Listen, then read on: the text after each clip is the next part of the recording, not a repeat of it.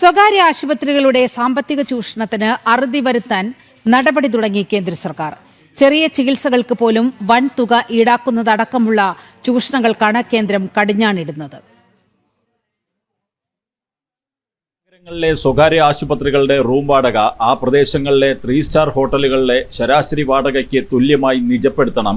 അനാവശ്യ ബിൽ പെരുപ്പിച്ചു കാട്ടി അമിതമായ തുക ഈടാക്കുന്നതിന് തടയിടുക എന്നിങ്ങനെയുള്ള ശുപാർശകളാണ് രാം ഗോപാൽ യാദവ് MP അധ്യക്ഷനായ പാർലമെന്ററി സമിതി കേന്ദ്ര സർക്കാരിന് നൽകിയത്. സ്വകാര്യ ആശുപത്രികളെ നിയന്ത്രിക്കാൻ കർശന നടപടി വേണമെന്ന് പാർലമെന്ററി സമിതി കേന്ദ്ര സർക്കാരിനോട് ആവശ്യപ്പെട്ടു. സ്വകാര്യ ആശുപത്രികളുടെ സാമ്പത്തിക ചൂഷണത്തിന് അറുതി വരുത്താൻ ഇടപെടൽ വേണമെന്ന് സമിതി കേന്ദ്രത്തോട് ആവശ്യപ്പെട്ടു.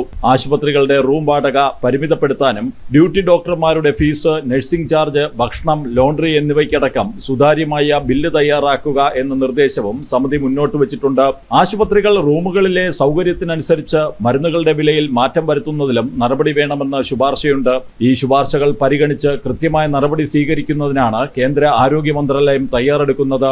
പാർലമെന്ററി സമിതിയുടെ ശുപാർശ സംബന്ധിച്ച് ആരോഗ്യ മന്ത്രാലയം ആരോഗ്യ മേഖലയിലെ വിദഗ്ധരുമായി ചർച്ച നടത്തുകയാണ്. ഉടൻ തന്നെ ഇക്കാര്യത്തിൽ തീരുമാനമെടുക്കുമെന്നാണ് വിവരം. ജനം, ഡൽഹി.